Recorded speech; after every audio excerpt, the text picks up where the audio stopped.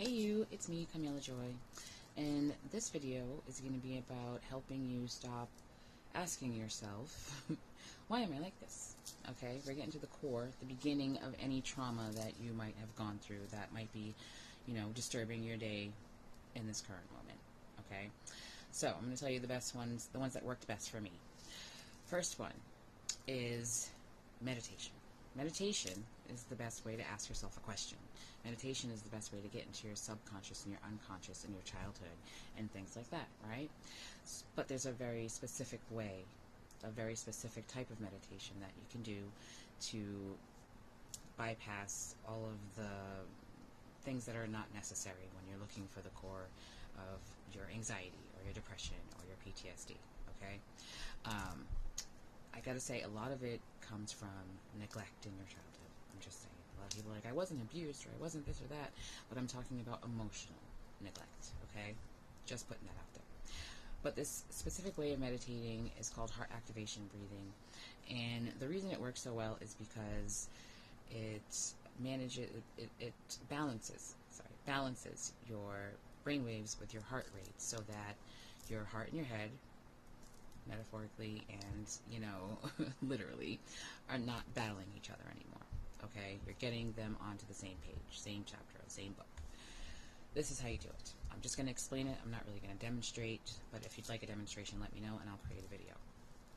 So, you take 3 deep cleansing breaths. You're not really forcing it, but you are trying to release tension with your exhale, right? 3 deep and cleansing breaths, being ready to allow any answers, images, messages that come to you.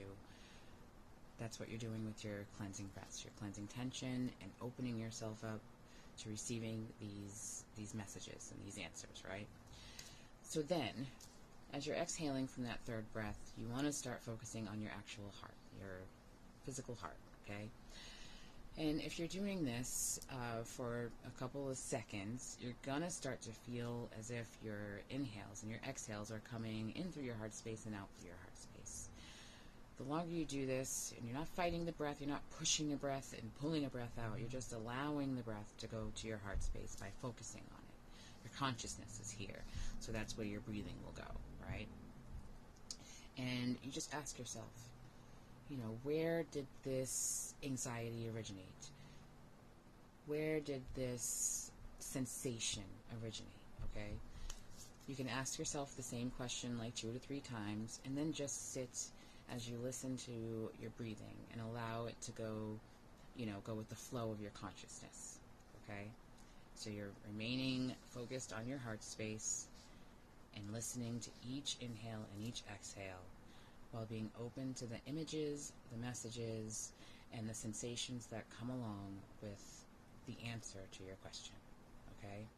You want to start off with at least setting yourself aside like 15 minutes to sit in this energy in order to get the answer that you need, okay?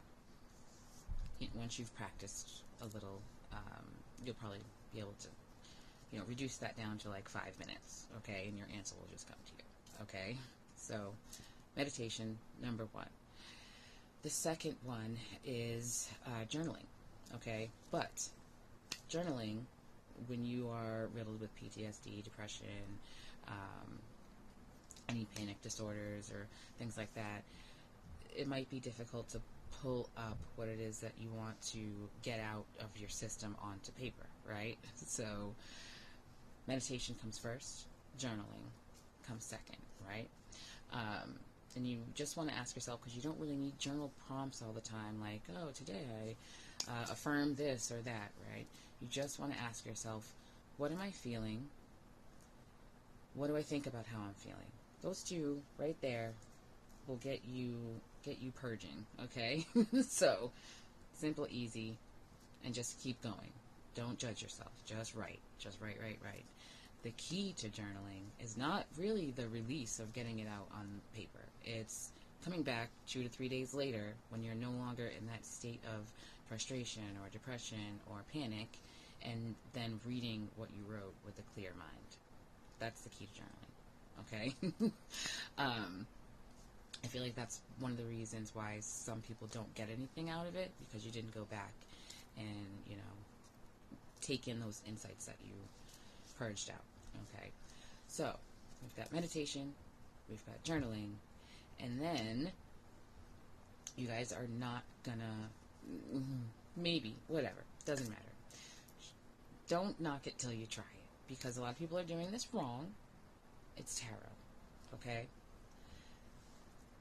You get yourself a deck, right? And most decks will come with a little book, right?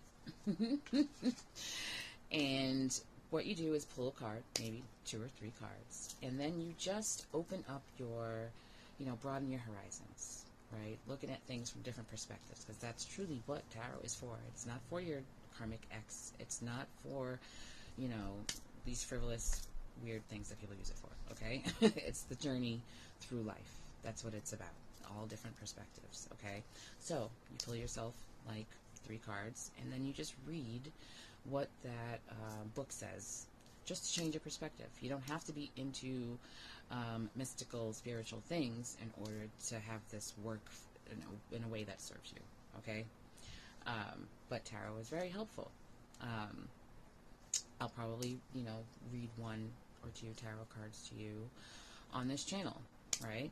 But oracle cards, not the other ones.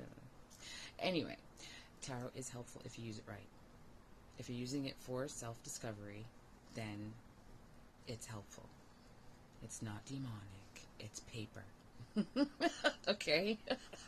But those were the 3 most helpful self-discovery tools for me, especially after coming out of a narcissistic marriage.